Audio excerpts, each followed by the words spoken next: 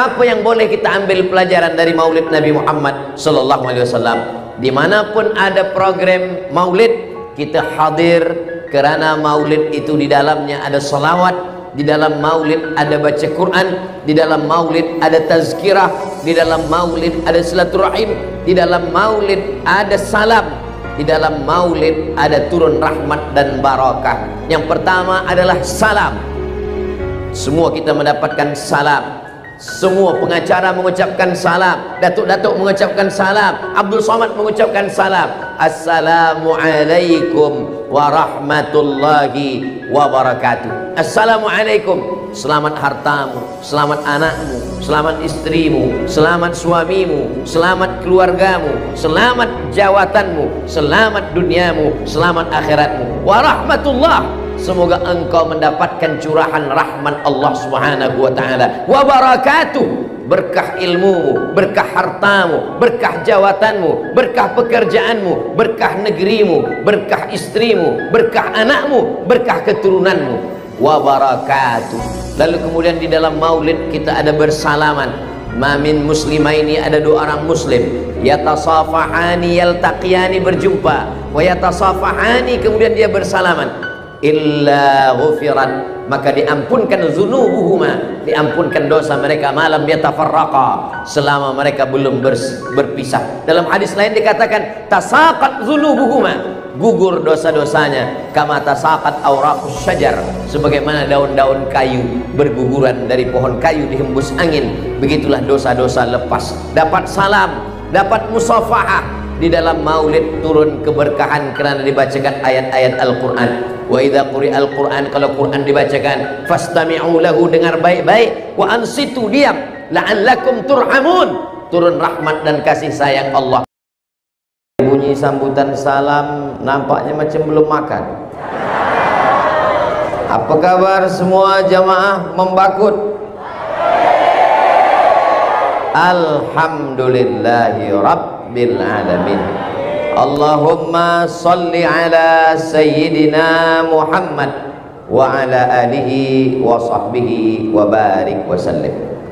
Kullu amrin zibalin, semua amal yang baik, walam yubda' bihamdillah, kalau tidak dimulai dengan ucapan pujian kepada Allah, fahuwa aqta', maka amal itu putus, tiada boleh dibawa sebagai bekal menghadap Allah Subhanahu wa ta'ala.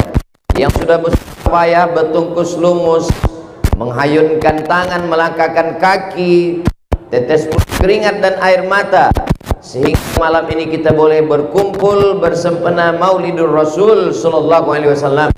Kita ingin malam ini segala amal kita boleh menjadi bekal menghadap Allah Subhanahu wa ta'ala.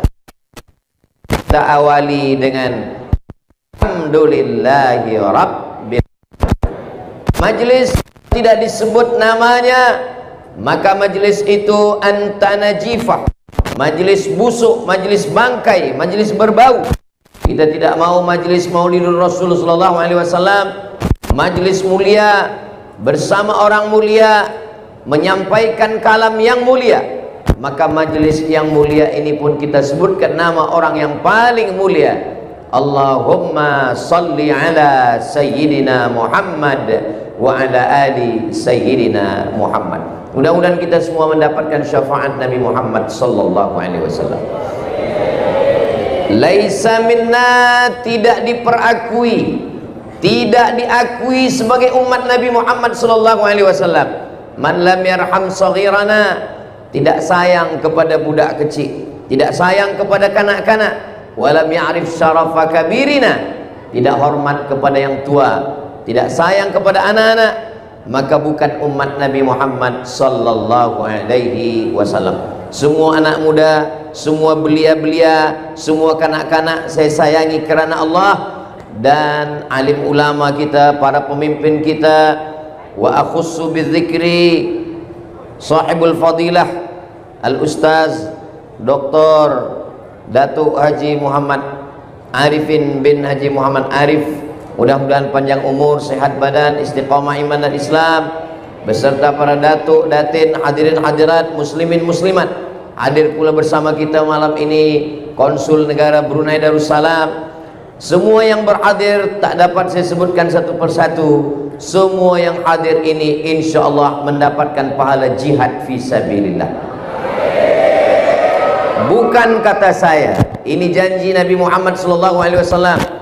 Man kharaja fi talabil ilmi, siapa yang keluar rumah dengan niat menuntut ilmu, fahuwa fisabilillah, maka dia sama seperti orang yang berjihad fisabilillah hatta yarji'a, sampai dia pulang ke rumah. Yang hadir tadi dari awal hinggalah waktu Isya, hinggalah tazkirah Maulidur Rasul, hingga sampai nanti puncaknya doa dan pulang ke rumah, maka insya Allah selama dia di majlis ini tercatat sebagai orang yang berjihad fisabilillah. Amin ya rabbal alamin. Langkah kakinya menghapus dosa, langkah kedua mengangkat darjah. Maka semua yang hadir, yang datang naik kereta, sepeda, motosikal, semua yang datang dengan niat baik, innamal a'malu binniyat.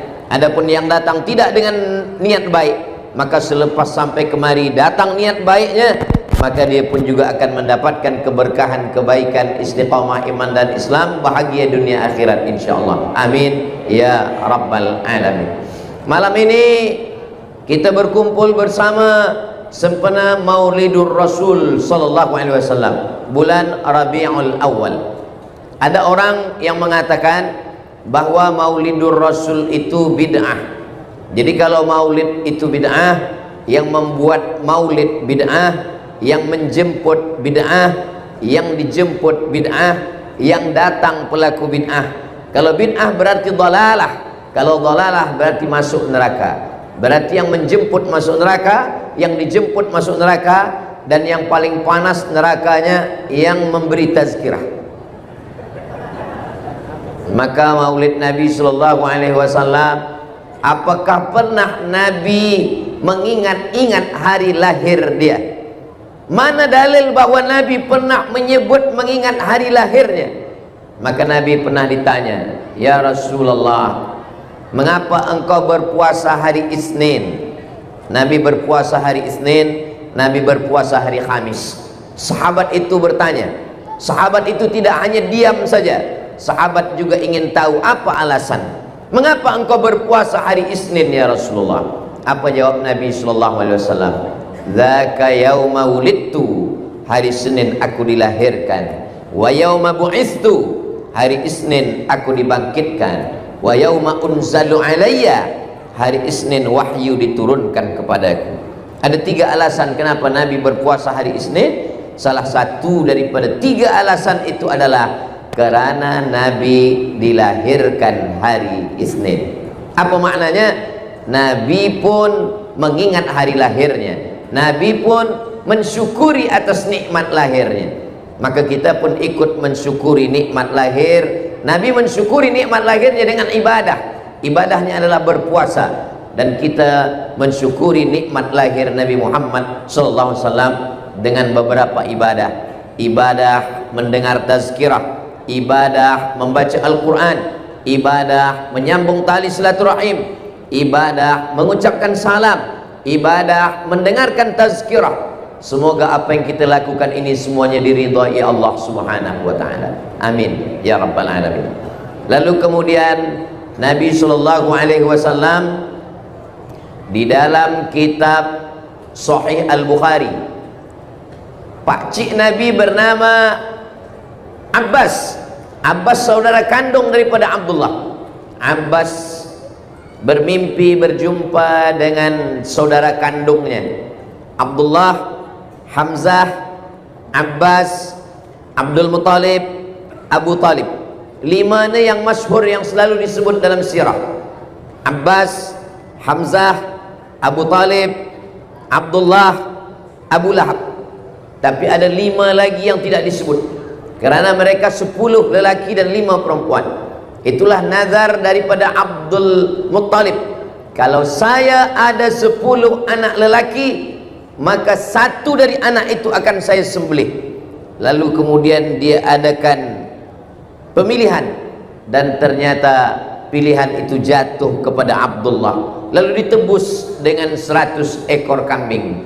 Itulah kenapa Nabi Muhammad SAW disebut dengan Ibnu Dzabihaini, anak dari dua lelaki yang hampir disembelih. Yang pertama Ismail, yang kedua adalah Abdullah. Maka Hamzah, Abbas, Abu Talib, Abdullah, Abu Lahab adalah saudara kandung, sama-sama anak daripada Abdul Muttalib.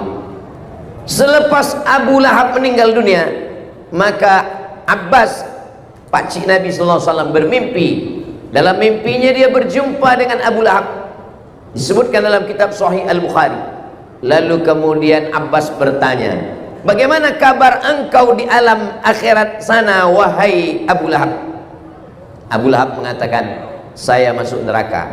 Tidak ada ikhtilaf tentang Abu Lahab masuk neraka beserta isinya, beserta istrinya, beserta amalnya, beserta hartanya. Satu surah khas untuk Abu Lahab. Tabbat yada abi lahabiw wa tab. Bagaimana dengan hartanya? Ma aghna anhu maluhu wa ma kasab. Abu Lahab hartanya, pekerjaannya. Tabbat yada abi lahabiw wa tab, ma aghna anhu maluhu wa ma kasab. Lalu kemudian dia pasti masuk neraka. Sayasla naran dzata lahab. Istrinya namanya Ummu Jamil. Wa mara'atuhu hammalatal hatab fi jidha hablum mim masad. Tapi kata Abu Lahab, khuffifa alayya fi kulli itsnain. Azab saya diringankan setiap hari Isnin li'itaqi Suwaibah, karena saya membebaskan, memerdekakan budak perempuan bernama Suwaibah. Suwaibah adalah budak Abu Lahab. Abu Lahab mengatakan kepada Suwaibah, wahai Suwaibah, engkau jaga adik ipar saya yang sedang hamil. Nama adik iparnya itu adalah Aminah, istri daripada Abdullah. Nanti bila Aminah ini melahirkan anak, engkau bagikan kabar kepada saya, kata Abu Lahab. Lalu kemudian lahirlah anak yang ditunggu. Maka datanglah Suwaibah memberikan kabar, wahai sayyidi, tuan saya Abu Lahab, Aminah sudah melahirkan anak. Maka kata Abu Lahab, anti hurrah, sejak hari ini, hari Isnin 12 Rabiul Awal, engkau tidak lagi menjadi budak. Engkau bukan hamba sahaya, engkau saya bebaskan daripada perbudakan. Maka itulah kebahagiaan pertama dari seorang bernama Abdul Uzza. Abdu artinya hamba.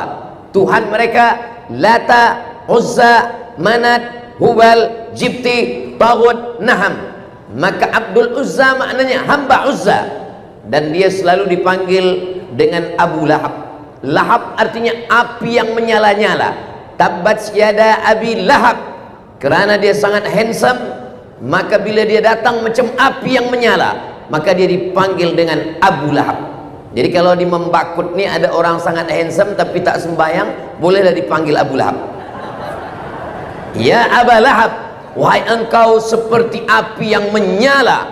Maka Hamzah, Abdullah, Abu Talib, Abbas, saudara kandung mereka semua. Lalu kemudian Abbas bertanya, kata Abu Lahab, saya masuk neraka, tapi azab saya diringankan setiap hari Isnin li'itaqi Suwaibah, kerana saya senang menyambut kelahiran Nabi Muhammad sallallahu alaihi wasallam. Ada seorang ulama bernama Al-Hafiz Al-Maqdisi. Mendengar riwayat dalam Sahih Al-Bukhari ini, Al-Hafiz Al-Maqdisi bersyair dengan 6 bait syair. Apa kata dia?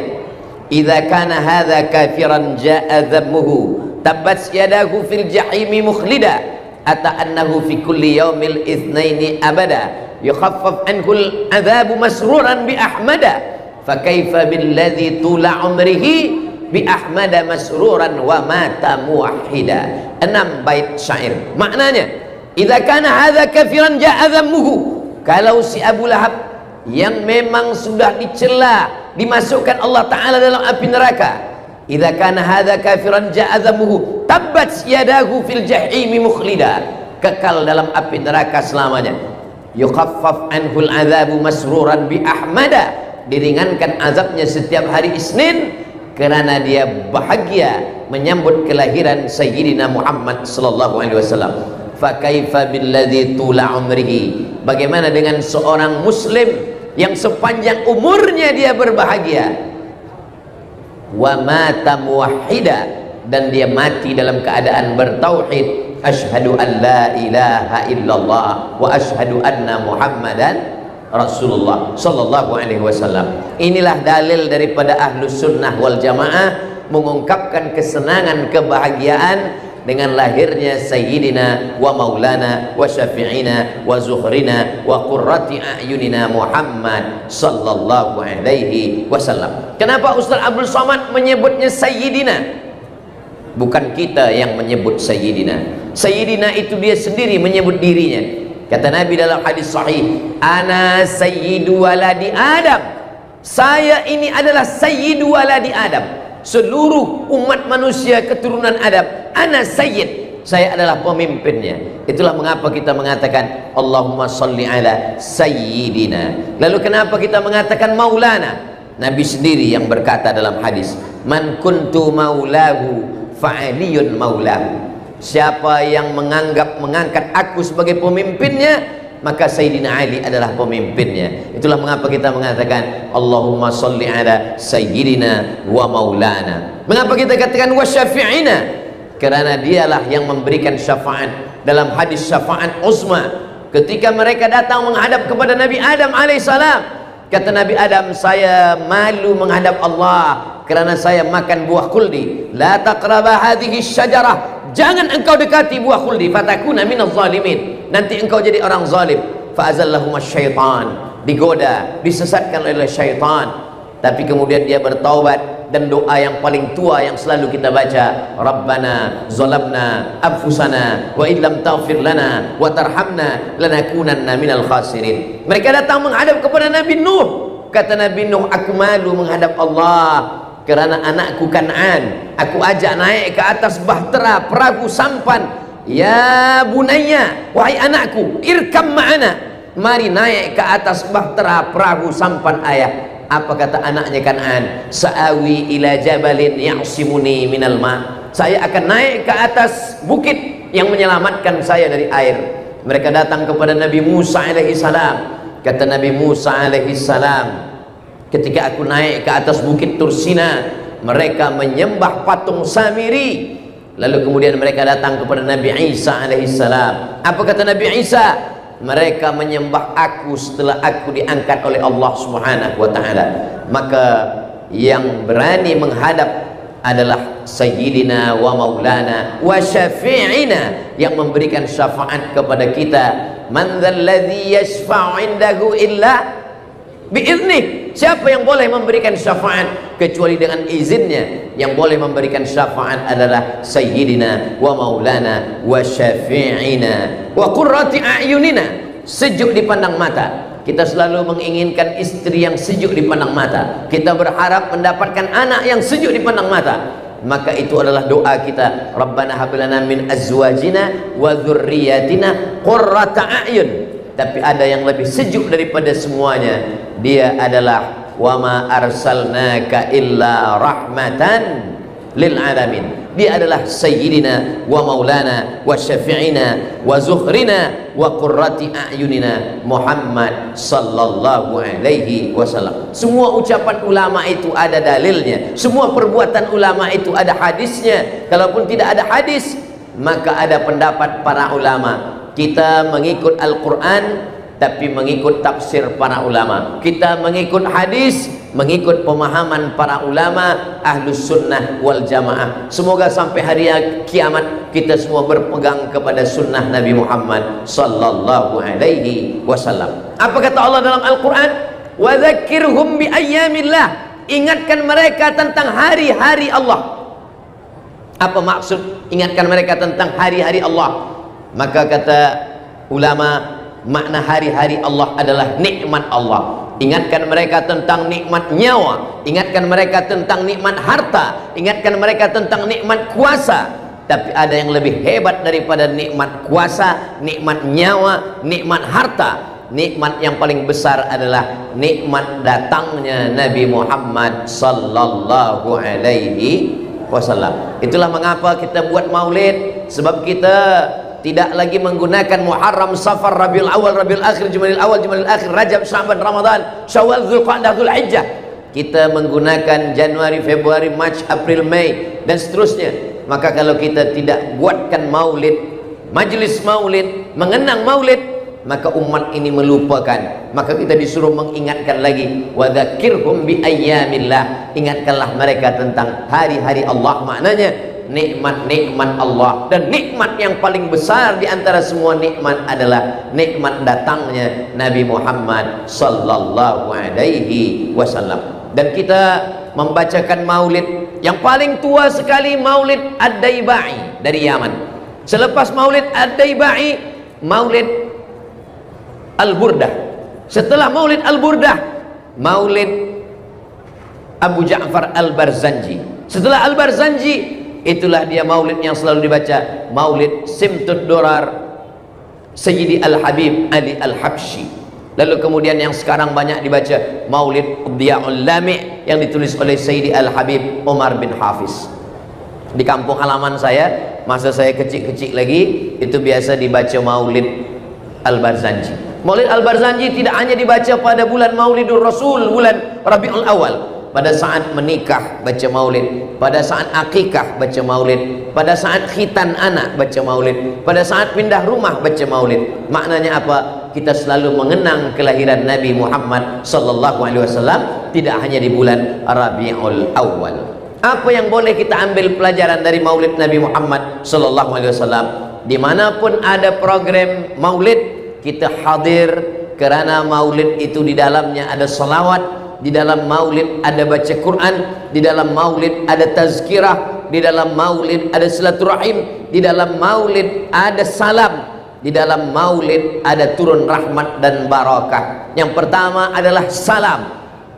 Semua kita mendapatkan salam. Semua pengacara mengucapkan salam, datuk-datuk mengucapkan salam, Abdul Somad mengucapkan salam. Assalamualaikum warahmatullahi wabarakatuh. Assalamualaikum, selamat hartamu, selamat anakmu, selamat istrimu, selamat suamimu, selamat keluargamu, selamat jawatanmu, selamat duniamu, selamat akhiratmu. Warahmatullah, semoga engkau mendapatkan curahan rahmat Allah Subhanahu wa taala. Wa barakatuh, berkah ilmumu, berkah hartamu, berkah jawatanmu, berkah pekerjaanmu, berkah negerimu, berkah istrimu, berkah anakmu, berkah keturunanmu.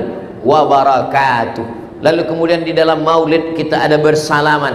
Mamin muslimaini, ada dua orang muslim, yatasafahani, yaltaqiyani, berjumpa, wa yatasafahani, kemudian dia bersalaman, illa ghufirat, maka diampunkan zunubuhuma, diampunkan dosa mereka, malam yatafarraqa, selama mereka belum berpisah. Dalam hadis lain dikatakan tasaqat zunubuhuma, gugur dosa-dosanya, kama tasaqat awraqus syajar, sebagaimana daun-daun kayu berguguran dari pohon kayu dihembus angin, begitulah dosa-dosa lepas. Dapat salam, dapat musafahah. Di dalam maulid turun keberkahan kerana dibacakan ayat-ayat Al-Quran.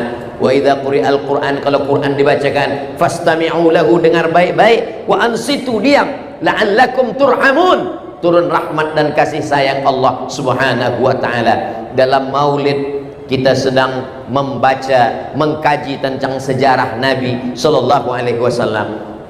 Siapa yang boleh bercerita tentang Nabi 60 tahun, 63 tahun diringkaskan dalam satu tazkirah? Tak boleh.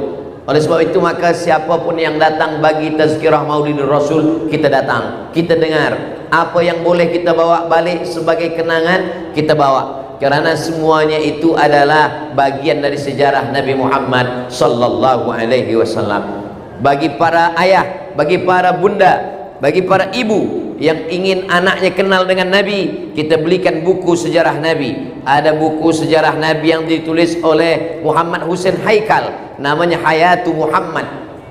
Hayatu Muhammad ditulis untuk membantah para orientalis yang mencaci, mengolok, mengejek Nabi Muhammad sallallahu alaihi wasallam. Ada buku sejarah Nabi yang paling tua yang ditulis, disebut dengan kitab Sirah Ibn Ishaq. Ada kitab ditulis lagi oleh Sirah Ibn Hisham. Ada lagi sejarah Nabi yang ditulis oleh Imam Abul Fida Ismail Ibn Kathir yang menulis tafsir Al-Quranil Azim. Tapi pada masa moden, pemerintah Saudi Arabia membuat lomba musabaqah menulis sejarah Nabi Muhammad bersempena dengan Maulidur Rasul, maka Saudi Arabia pernah membuat lomba menulis biografi sejarah Nabi Muhammad SAW. 150 negara dari seluruh dunia ikut. Yang menang bukan dari Mesir, yang menang bukan dari Maghribi, yang menang bukan dari Yaman, yang menang bukan dari Saudi Arabia, yang menang dari Muslim minority dari India. Beliau bernama Syekh Safiur Rahman Al-Mubarak Furi. Nama kitabnya Ar-Rahiq Al-Maktum. Amat sangat baik kitab ini dibelikan. Sudah diterjemah ke dalam bahasa Melayu, ke dalam bahasa Inggris, ke dalam berbagai macam bahasa dunia. Maka kita belikan bersempena dengan Maulidur Rasul, kita bagikan kepada anak-anak kita. Walaupun kita belum sempat membacanya, nanti bila kita mati, anak-anak kita membuka, dia tengok di dalam lemari kita ada sejarah Nabi. Mungkin tidak kita yang membaca, anak kita yang membaca, cucu kita yang akan mengkajinya, mengalir juga pahalanya untuk kita. Maka tidak ada ruginya memberikan hadiah bersempena dengan Maulidur Rasul, Maulid Nabi Muhammad sallallahu alaihi wasallam. Pada malam hari ini Al-Faqir Abdul Samad akan menyebutkan beberapa riwayat bahwa Nabi sallallahu alaihi wasallam itu kedatangannya adalah membangun dengan ilmu. Mana bukti bahwa Nabi Muhammad SAW itu membangun dengan ilmu? Yang pertama, ayat yang pertama kali turun adalah Iqra. Padahal ketika itu orang Arab tidak boleh membaca, mereka tidak menulis dan tidak membaca. Al-Quran bercerita tentang itu. Walladzi ba'atsa fil ummiyina rasulan minhum. Allah mengutus kepada kaum yang ummi. Ummiyun maksudnya mereka yang tidak menulis dan tidak membaca. Maka yang menulis, yang membaca saat itu 40 orang. Itulah yang diangkat Nabi sebagai penulis wahyu. Di antaranya khalifah yang 4, Sayyidina Abu Bakar, Sayyidina Umar, Sayyidina Uthman, Sayyidina Ali. Di antaranya sahabat Nabi adalah Ubay bin Ka'ab, begitu juga dengan Zaid bin Thabit, Muawiyah bin Abi Sufyan. Mereka disebut dengan Kuttabul Wahyi, mereka yang menulis wahyu yang turun. Maka ketika yang pertama kali turun adalah Iqra, membaca. Iqra bismi rabbikal ladzi khalaq, khalaqal insana min 'alaq. Iqra wa rabbukal akramul ladzi 'allama bil qalam, 'allamal insana ma lam ya'lam. Maka yang pertama kali turun adalah membaca, dan membaca adalah ilmu pengetahuan. Jadi nampaklah bahwa Nabi Muhammad SAW bukan berbicara tentang masyarakatnya, karena masyarakatnya masyarakat jahiliyah, masyarakatnya masyarakat yang tidak suka membaca, karena mereka tidak boleh membaca. Tapi wahyu yang datang adalah Tanzilal Azizir Rahim, turun dari Allah Subhanahu wa Ta'ala. Ini bukti pertama bahwa Nabi Muhammad SAW membangun dengan ilmu, karena ilmu tidak boleh diperolehi kecuali dengan membaca. Manusia ini yang mempengaruhi akal fikirannya ada 4. Yang pertama ayah, yang kedua ibu, yang ketiga lingkungan, yang keempat bacaan. Abdul Samad yang mempengaruhi cara saya berpikir ini ada 4. Yang pertama ayah saya, yang kedua ibu saya, yang ketiga lingkungan tempat saya dibesarkan, yang ketiga apa yang saya baca. Apa yang saya baca itulah yang berpengaruh kepada kepala saya. Maka Nabi yang pertama wahyu yang dia dikirimkan Allah kepadanya adalah membaca, supaya manusia dipengaruhi oleh hasil daripada bacaannya. Tapi Nabi Muhammad SAW pikirannya tidak dipengaruhi oleh 4. Kenapa? Ayah tidak mempengaruhi pikiran Nabi, karena ayahnya sudah meninggal ketika dia 2 bulan dalam kandungan. Ibunya pun tidak sempat mempengaruhi pikiran Nabi, karena Nabi dibesarkan di rumah Halimatus Sa'diyah. Tak lama setelah itu dia dikembalikan kepada ibunya, lalu kemudian ibunya pun meninggal dunia saat membawanya berziarah ke kota Al-Madinah, dan saat pulang meninggal. Lalu kemudian lingkungan Nabi, peminum khamar, pemabuk, pezina, pejudi. Tapi Nabi tidak dipengaruhi oleh lingkungan. Yang ketiga, yang keempat adalah membaca. Nabi tidak boleh membaca. Maka bacaan tidak mempengaruhi fikiran Nabi, karena Allah menjadikan tidak mampunya Nabi membaca itu sebagai wahyu. Seandainya Nabi boleh membaca, maka apa kata orang? Itu Al-Quran diambil daripada Taurat, diambil daripada Zabur, diambil daripada kitab-kitab yang ada di zaman itu. Maka kita dengan boleh, dengan senang, dengan mudah membantah Nabi tidak boleh membaca. Siapa yang mengatakan yang tidak boleh membaca Nabi? Allah sendiri yang mengatakan Nabi tak boleh membaca. Mana ayatnya? Walladzi ba'atsa fil ummiyina rasulan minhum. Makna minhum maksudnya sebagaimana masyarakatnya tak boleh membaca, maka Nabi pun juga sama seperti masyarakatnya, dia tidak boleh membaca. Tapi ayat yang pertama kali turun adalah Iqra, maknanya kita semua disuruh membaca. Apa yang kita baca? Dua. Iqra, membaca yang tertulis. Iqra, membaca yang tidak tertulis. Membaca alam semesta. Inna fi khalqis samawati, dalam penciptaan langit, wal ardi, penciptaan bumi, waqtilafil laili wan nahar, perputaran siang dan malam, la ayatin, itu semua adalah ayat-ayat. Ada ayat yang kita baca, Allahu la ilaha illa huwal hayyul qayyum, ayat kursi namanya. Ada ayat yang kita baca, alhamdulillahi rabbil alamin, ayat al-fatihah namanya. Tapi ada ayat kauniyah, ayat semesta. Wa fil ardi ayatun lil muqinin, di bumi ini ada ayat-ayat Allah. Wa fi anfusikum afala tubsirun, di dalam dirimu kenapa kamu tidak membacanya? Maka Islam datang menyuruh kita membangun dengan ilmu pengetahuan, tidak hanya setakat membaca yang tertulis, yang tersurat, tapi juga kita disuruh membaca yang tersirat. Maka yang tersirat pun dapat kita baca. Afala yanzuruna ilal ibili kaifa khuliqat, bagaimana unta diciptakan, wa ilas samai kaifa rufi'at, bagaimana langit diangkat, wa ilal ardi kaifa sutihat, bagaimana bumi dihamparkan, wa ilal jibali kaifa nusibat, bagaimana bukit-bukit, gunung-gunung dijadikan sebagai pasak di atas muka bumi. Ini pun juga perlu dibaca. Membangun dengan ilmu, maka yang dalil pertama adalah Iqra bismi rabbikal ladzi khalaq.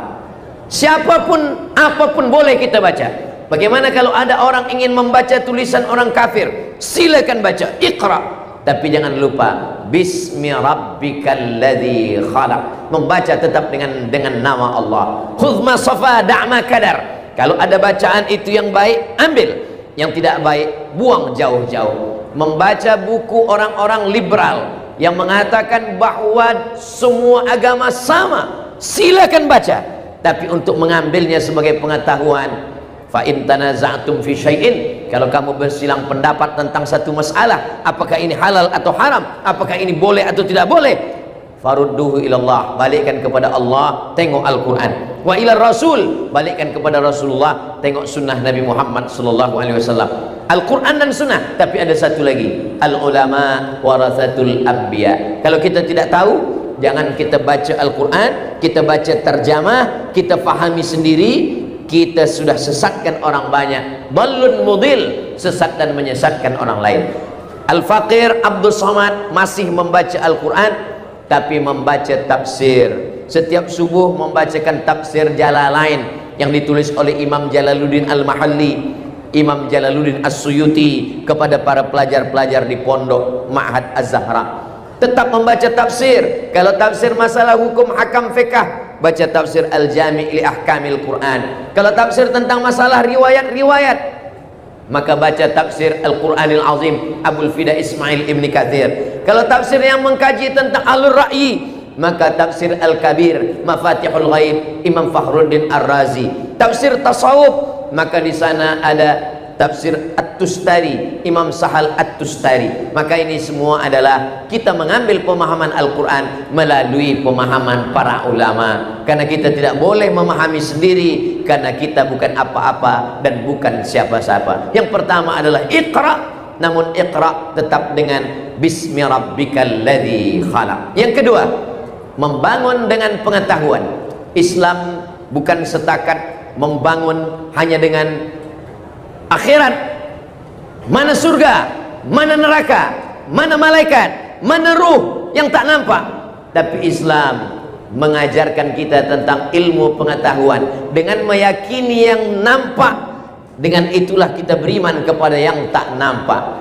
Contoh, idza qumtum ila shalah, kalau kamu mahu salat, faghsilu wujuhakum, basuh wajah kamu, wa aydiyakum ilal marafiq, membasuh tangan sampai ke siku, wamsahu bi ru'usikum, sapulah kepala kamu, wa arjulakum ilal ka'bain, kepala sampai telinga, wa arjulakum ilal ka'bain, kaki hingga sampai ke mata kaki. Saya pernah disoal, ditanya oleh jamaah, coba Ustaz bacakan ayat tentang wudhu. Saya bacakan, idza qumtum ila sholati faghsilu wujuhakum wa aydiyakum ilal marafiq. Kenapa membasuh tangan sampai ke siku? Kenapa bunyi ayatnya tidak dari siku sampai ke ujung? Sedangkan kita biasa membasuh tangan dari siku sampai ke ujung, tapi bunyi ayat itu dari ujung jari hingga ke siku.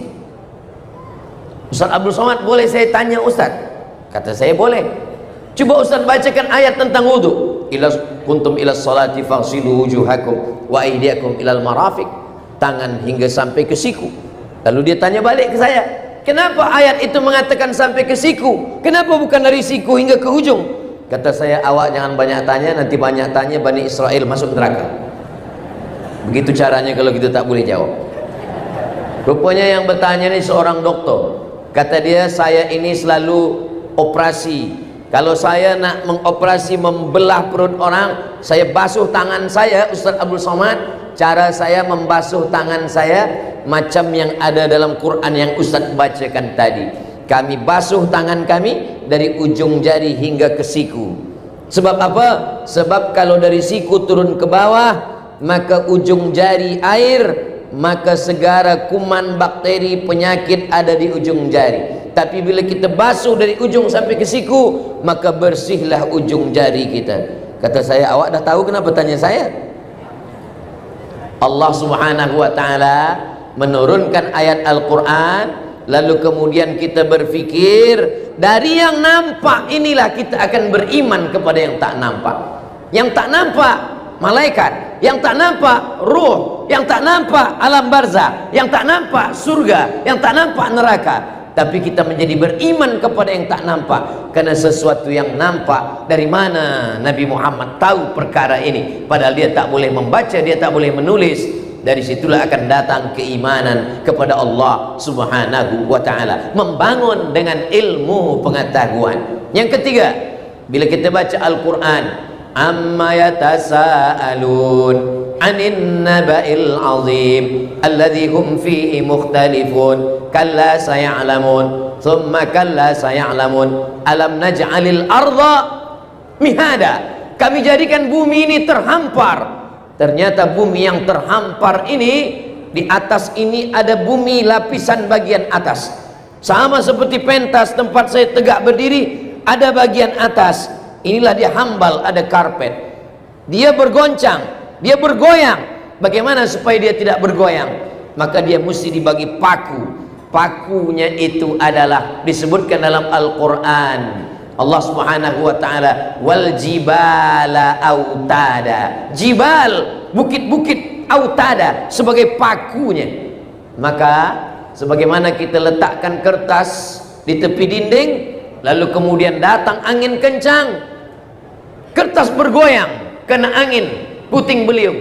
Begitu jugalah bagian bumi bagian atas ini bergoyang. Lalu bagaimana supaya bumi ini tidak bergoncang? Dibuatkan Allah pakunya, wal jibala autada. Ternyata bila kita tengok ada gunung yang menjulang tinggi, sesungguhnya sepertiga yang di atas, 2/3 terhunjam ke dalam tanah. Nanti sampai masanya gunung-gunung ini akan tercabut. Gunung Merapi, gunung yang menjulang tinggi akan tercabut dari dalam tanah, akan naik ke atas. Allah Subhanahu wa ta'ala berfirman, wa takunul jibalu kal ihnil manfush. Wa takunul jibal, gunung-gunung, bukit-bukit, kal ihni, seperti bulu kambing yang dihembus angin. Gunung berat, batu, besi, emas, ada semua di dalam. Lalu kemudian bulu kambing ringan. Kita ambil bulu kambing, kita letakkan ke tapak tangan, kita hembus dengan angin yang sangat kuat, maka dia berterbangan. Allah Ta'ala mengatakan dalam Al-Quran, wa takunul jibalu kal ihnil manfush. Gunung-gunung akan datang pada hari nanti seperti bulu kambing yang dihembus angin. Maka bila kita tanya kepada orang yang mengkaji tentang ilmu bumi, namanya geologi, maka mereka pun akan mengatakan itu, bahwa gunung-gunung ini akan tercabut, dan ketika gunung tercabut maka bumi akan bergoncang. Itulah yang disebut dengan hari kiamat. Apa kata Allah dalam Al-Quran? Wa taran nasa sukara. Ketika gunung tercabut, bumi bergoncang, kamu melihat manusia seperti mabuk, wa mahum bisukara, mereka bukan mabuk, walakinna adzaballahi syadid, tapi azab Allah itu amat sangat kuat. Beberapa bulan lepas saya pergi ke Banda Aceh. Sampai di Aceh saya pergi ke museum tentang tsunami. Lalu saya tanyakan apa yang terjadi ketika tsunami. Itu Ustadz Abdul Somad, di tengah laut Aceh itu ada bagian bumi yang bertemu, lalu kemudian dia bergeser sehingga bergoncang, lalu goncangannya di tengah laut itulah yang membuat air di pantai surut sekejap, ikan-ikan naik, lalu kemudian setelah itu dia naik lagi ke atas menghancurkan semuanya. Apa kata Allah dalam Al-Quran? Idzas sama'un fatarat, langit terbelah, wa idzal kawakibun tasarat, planet, bintang-bintang gemintang berjatuhan, wa idzal biharu fujirat, ketika lautan diletupkan, diledakkan, wa idzal quburu bu'athirat, semua yang dikubur akan dibangkitkan, alimat nafsum ma qaddamat wa akharat. Disitulah manusia baru sadar apa yang sudah dia lakukan, apa yang akan dia bawa nanti menghadap Allah Subhanahu wa ta'ala. Membangun masyarakat dengan ilmu pengetahuan sesuai dengan ajaran Nabi Muhammad sallallahu alaihi wasallam. Jadi kalau hari ini ada anak-anak kita belajar fakulti geologi ilmu bumi, maka sesungguhnya mereka juga sedang mengkaji ayat-ayat Allah Subhanahu wa ta'ala, tapi bukan ayat yang tersurat, bukan ayat Al-Fatihah, bukan ayat kursi, tapi ayat kauniyah. Itu juga akan mendekatkan mereka kepada Allah Subhanahu wa ta'ala. Yang keempat, ghulibatir Rum, bangsa Romawi dikalahkan. Terjadi peperangan antara dua negara kerajaan yang sangat besar. Yang barat namanya Rum, dalam Al-Quran ada sesuatu surat namanya surat Ar-Rum. Yang timur namanya Faris atau Persia. Raja Rum digelar dengan Kaisar, Julius Kaisar. Sedangkan yang Persia digelar dengan Shahin Shah, raja segala raja. Berperang antara Persia dengan Rum. Lalu apa kata Allah dalam Al-Quran dalam surat Ar-Rum? Ghulibatir Rum, Rum akan dikalahkan. Rum dikalahkan. Di mana bangsa Romawi dikalahkan? Fi adnal ardi, di bumi yang paling dekat. Makna bumi yang paling dekat adalah tempat berperangnya, bertembungnya pasukan Rum dengan Persia. Tempat itu yang sekarang disebut dengan Al-Bahrul Mayyit. Bahru, laut, Mayyit, mati. Bahrul Mayyit, laut mati. Dead Sea, laut mati, sekarang berada di Jordan, Yordania. Ternyata makna terjemah itu semua ahli tafsir mengatakan fi adnal ardi, berada di bumi yang dekat. Kenapa disebut laut mati itu bumi yang dekat? Karena dia dekat dengan kota Makkah Al-Mukarramah. Begitulah para ahli tafsir mengatakan Bahrul Mayyit, laut mati, tempat bertembung berperangnya pasukan Rum dengan Persia, dikatakan sebagai bumi yang dekat karena lokasinya dekat dengan kota Makkah dan kota Al-Madinah Al-Munawwarah. Sekarang para ahli ilmu bumi menemukan temuan bahwa dia disebut sebagai bumi bukan terdekat, fi adna maknanya terendah, karena ternyata rupanya laut mati itu adalah di seluruh permukaan bumi dunia ini yang paling rendah daripada permukaan air laut adalah laut mati. Itulah kenapa Allah mengatakan fi adnal ardi. Dari mana Nabi Muhammad SAW tahu bahwa permukaan bumi yang paling rendah di dunia adalah laut mati? Itu semua bagi orang yang beriman mudah saja. Tanzilal Azizir Rahim, datang dari Allah Subhanahu wa ta'ala. Yang kelima, ketika manusia diciptakan dari nutfah berubah menjadi alaqah. Alaqah artinya darah yang menempel di rahim, mohon maaf. Lalu kemudian dari alaqah menjadi mudghah. Mudghah artinya segumpal, seketul, segenggam daging. Dari mudghah berubah menjadi izam, terbentuklah tulang. Fakasaunal izama lahma, tulang ini kami balut dengan daging. Dari air berubah menjadi darah, menjadi daging, daging menjadi tulang, tulang dibalut dengan daging. Thumma ansha'nahu khalqan akhar, lalu kami ciptakan dia makhluk yang baru. Fatabarakallahu ahsanul khaliqin, maha suci Allah yang menciptakan sebaik-baik penciptaan. Dialah yang pencipta sebaik-baik penciptaan. Kebetulan dalam sebuah seminar saya bersama seorang doktor berdua. Saya membacakan ayatnya dan dokter ini membacakan menurut ilmu kedokteran. Kata si dokter ini berkata, namanya Dokter Alfian. Ustaz Abdul Somad, saya pernah menanyakan ayat ini kepada seorang profesor dari Amerika. Profesor, dalam kitab suci kami Al-Quran dikatakan bahwa manusia itu prosesnya 5. Dari nutfah berubah menjadi darah, berubah menjadi daging, berubah menjadi tulang, tulang dibalut daging, menjadi makhluk yang sempurna. Apa pendapat kamu tentang kitab suci saya yang bercerita tentang ini? Kata profesor dari Amerika itu, mungkin nabi kamu itu sudah punya mikroskop. Mereka tidak berpikir tentang Tuhan, mereka tidak berpikir tentang Jibril, mereka tidak berpikir tentang yang gaib, karena sulit, susah, payah bagi mereka untuk mempercayai itu. Tapi bagi kita senang saja.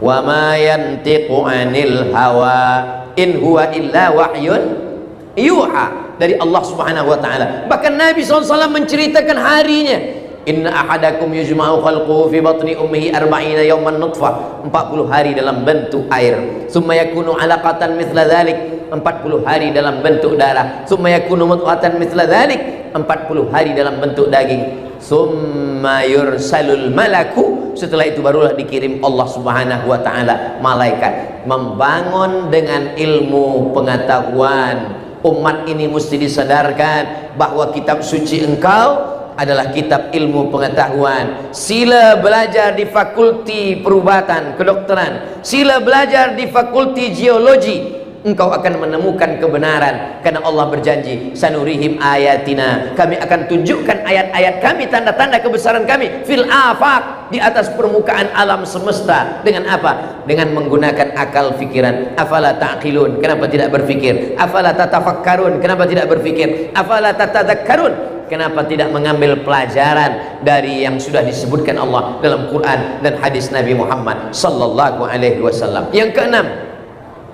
inna fi khalqis samawati, dalam penciptaan langit, wal ardi, penciptaan bumi. Ketika orang berpikir tentang penciptaan langit, maka muncullah satu ilmu yang disebut dengan astronomi. Lalu kemudian ketika penciptaan bumi, muncullah satu ilmu yang disebut dengan ilmu geologi. Inna fi khalqis samawati wal ardi wa ikhtilafil laili wan nahar, perputaran siang dan malam, malam jadi siang, siang jadi malam, lalu berubah menjadi bulan, bulan menjadi tahun, tahun menjadi abad. Inna fi khalqis samawati wal ardi wa ikhtilafil laili wan nahari la ayat, itu semua adalah ayat-ayat. Tapi Allah tidak mengatakan la ayat linnas, karena tidak semua manusia menjadikan itu sebagai ayat. Lalu itu bagi siapa? Liulil albab, bagi orang yang berakal dan berfikiran saja. Sebetulnya kita ini berpikir dengan hati atau dengan kepala? Maka tidak sepakat Imam Syafi'i dengan Imam Hanafi. Kata Imam Hanafi, berpikir itu dengan kepala. Itulah kenapa orang selalu mengatakan, saya sudah letih berpikir Ustaz, kepala saya ini sakit berpikir.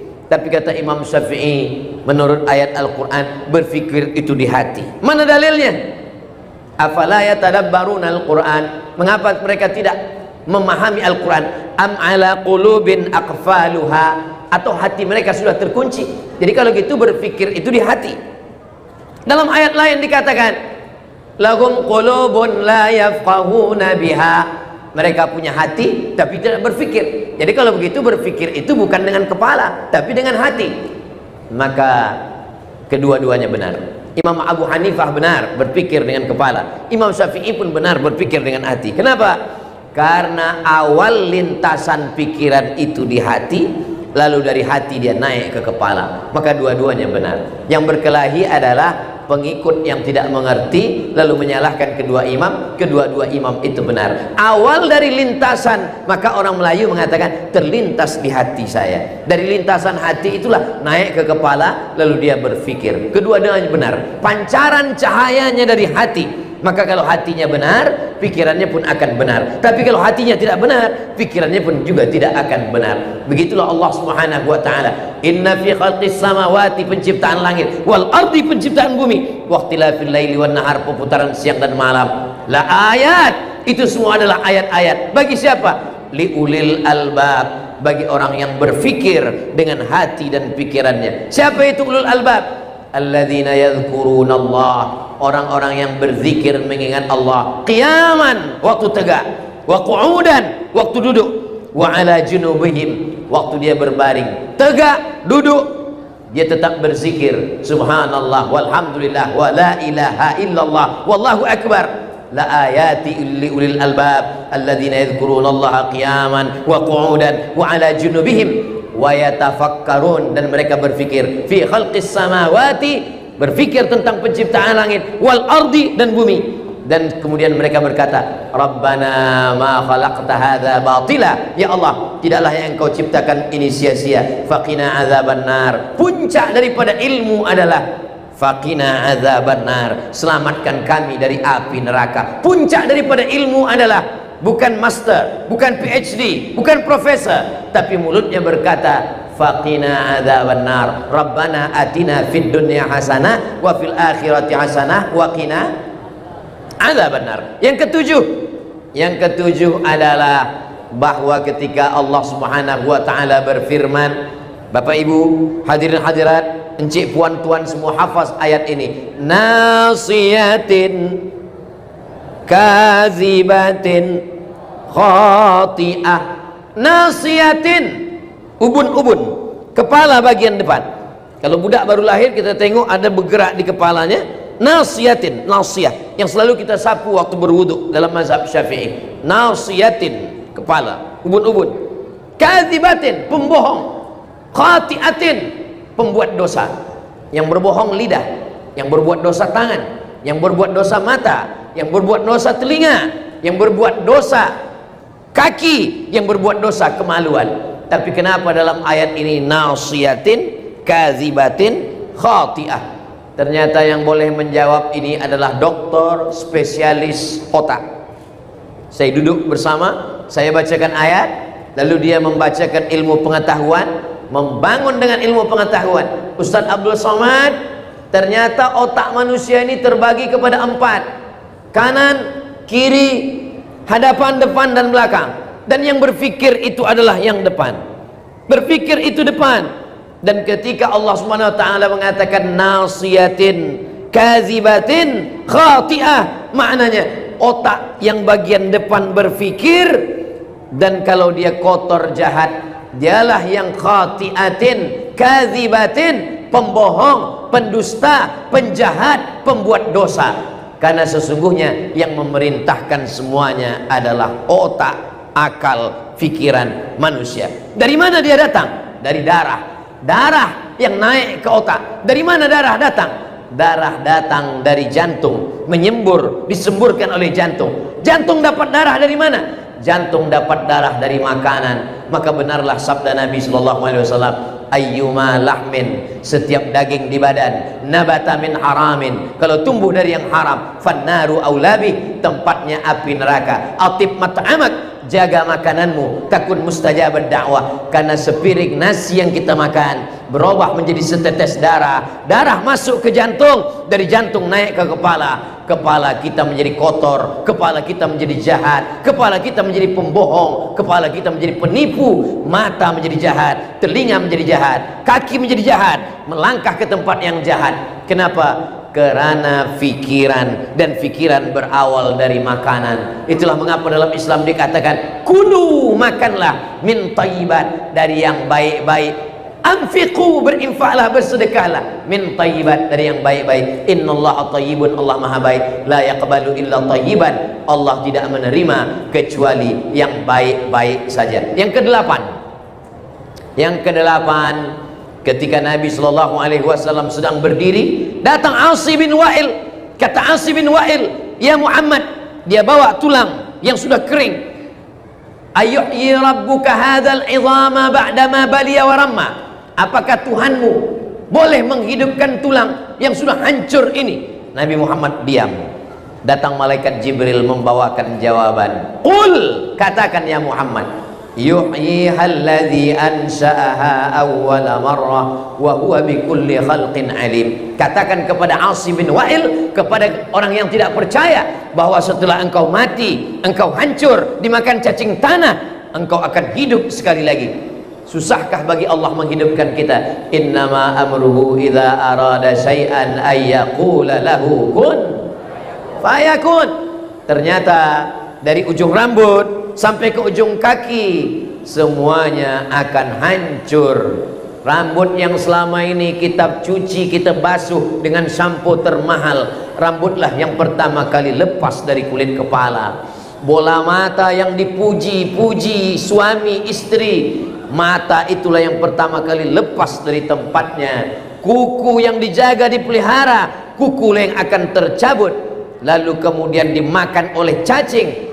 Tapi ada satu tulang yang tidak hancur, azmuz zanab, ujung tulang belakang. Lalu dari ujung tulang belakang itulah yang akan ditunjuk Allah Subhanahu wa taala. Innama amruhu idza arada syai'an ay yaqula lahu kun fayakun. Kita masuk surga itu bukan ruh. Kalau masuk surga ruh, berarti kita mimpi masuk surga. Kita tidak mau mimpi masuk surga. Kita masuk surga beserta dengan jasad-jasad kita sekali. Kita akan kembali sempurna sedia kala seperti ciptaan Allah Subhanahu wa taala. Sekarang ada yang disebut dengan stem cell, bahwa sel bisa tumbuh kembali. Datang seorang dokter palang merah PMI yang membawa bantuan ke Palestina. Saya bersama seminar dengan beliau. Ustaz Abdul Somad, di dalam badan kita ini ada sel yang kalau saya pasangkan dia boleh tumbuh balik. Dia tunjukkan pada saya video tentang seorang pembantu dia yang kakinya sudah dipotong karena penyakit gula, diabetes. Lalu kemudian dilekatkan sel ini, maka daging yang sudah membusuk tadi menjadi tumbuh kembali. Begitulah nanti daging-daging kita yang sudah hancur akan tumbuh kembali. Dengan yang nampak maka menjadi beriman kepada yang tak nampak, dengan yang ada menjadi beriman kepada yang tidak ada. Kalau dulu orang Islam membawa pedang untuk berhadapan dengan Abu Jahal dan Abu Lahab, di akhir zaman pedangnya adalah ilmu pengetahuan, membangun masyarakat muslim dengan ilmu pengetahuan. Yang kesembilan, sekarang ada yang disebut dengan global warming. Dunia semakin panas. Kenapa dunia semakin panas? Ais yang ada di kutub mencair. Karena ais mencair, maka air laut naik ke atas. Daratan-daratan sebagian pantai tenggelam. Apa yang menyebabkan? Karena dunia semakin panas. Apa yang membuat panas? Karena lapisan ozon mulai berlobang akibat dari pemakaian pabrik, kilang, mesin dan semuanya, sehingga ozon berlobang. Yang ketebalan ozon itu 600 km. Subhanallah, Masya Allah, Tabarakallah. Allah bercerita dalam Al-Quran bahwa ozon bukan hanya berlobang, tapi dia boleh terbelah. A'udzubillahi minasyaitonirrajim. Bismillahirrahmanirrahim. Dalam surat Al-Infitar, idza samaa'un fatarat, langit terbelah. Jadi kalau sudah langit terbelah, ozon terbelah, tak ada lagi yang akan melindungi kita. Semua meteor yang ada dari angkasa jatuh ke bumi. Selama ini mana meteor? Kenapa dia tak sampai kemari? Karena dia ditapis oleh ozon. Tapi bila ozon ini terbelah, uap panas yang ada dari atas turun ke kita. Sedangkan sekarang dia berlubang sedikit saja, kita panasnya na'udzubillah. Bagaimana di akhir zaman? Tapi Allah Maha Sayang, yang merasakan fitnah akhir zaman hanya orang kafir saja. Hari kiamat itu tidak dirasakan orang beriman, karena datang uap sejuk, orang yang beriman meninggal semua. Itulah kenapa sebelum salam kita minta perlindungan dari 5. Allahumma inni a'udzubika min adzabi jahannam wa min adzabil qabri wa min fitnatil mahya wal mamat wa min syarri fitnatil masiihid dajjal. 5. Maka yang dimaksud dengan fitnatil mahya, ketika ozon itu terbelah dan semua manusia kepanasan terbakar, kita tidak merasakan karena kita mati sebelum itu. Mudah-mudahan kita diselamatkan daripada kesusahan hari kiamat, insyaallah. Yang last sekali, yang ke-10 adalah bahwa Allah Subhanahu wa taala menunjukkan ke alam semesta sekarang yang katanya tak percaya kepada yang tak nampak, ruh, orang-orang Amerika, orang-orang Eropa, mereka sesungguhnya percaya kepada roh. Kenapa? Bila terjadi suatu accident, musibah, maka mereka akan mengatakan SOS, save our soul. Mereka tidak mengatakan badan, tapi soul. Soul adalah roh. Maka sesungguhnya mereka percaya kepada roh. Bahwa sekarang mereka tidak percaya kepada roh. Mereka menantang, mana Tuhan, mana malaikat, mana akhirat. Tapi dalam lubuk hati yang paling dalam, sesungguhnya mereka percaya kepada yang tidak nampak. Seorang ateis, dia tegak di atas mimbar, Imam Hanafi ada di bawah. Lalu dia menantang Imam Hanafi, wahai Hanafi, kalau memang betul Tuhanmu itu ada, apa kerja dia sekarang? Semua yang ada di alam ini bekerja. Kalau memang Tuhanmu ada, apa kerja dia sekarang? Imam Hanafi berkata, boleh saya naik ke atas mimbar? Dan tak mungkin kita berdua di atas mimbar, engkau turun sekejap. Lalu Imam Hanafi naik ke atas, orang ateis yang tak percaya kepada Tuhan itu turun ke bawah. Lalu Imam Hanafi membacakan ayat, inilah kerja Tuhan, tu'izzu man tasha wa tudhillu man tasha. Orang yang baik naik ke atas, orang yang jahat turun ke bawah. Begitulah Allah Subhanahu wa taala kalau dia ingin menunjukkan.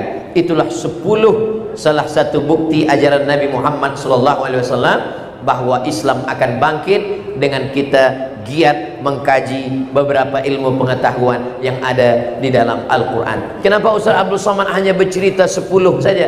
Karena itulah yang ingat, yang lain tak ingat lagi. Kenapa Ustaz Somad hanya bercerita 10 saja? Karena tadi masa saya mula tegak berdiri pukul 8.30, sekarang sudah pukul 9.30. 1 jam saya tegak berdiri di hadapan datuk datin, puan tuan semua. Mudah-mudahan Maulidur Rasul kita malam ini membangkitkan kesedaran kita. Kalau kita ingin membanggakan Nabi Muhammad, kalau kita ingin dibanggakan Nabi Muhammad, kalau kita ingin Islam ini menjadi agama yang dimuliakan, dihormati, maka kita membangunnya dengan ilmu pengetahuan yang ada dalam Quran dan hadis Nabi Muhammad sallallahu alaihi wasallam. Sallallahu ala Muhammad sallallahu alaihi wasallam. Sallallahu ala Muhammad sallallahu alaihi wasallam. Setengah sudah ada yang hidupkan flash handphone. Kalau ada, hidupkan. Kalau tak ada, beli handphone baru. Sallallahu ala Muhammad sallallahu alaihi wasallam. Sallallahu ala Muhammad sallallahu alaihi wasallam.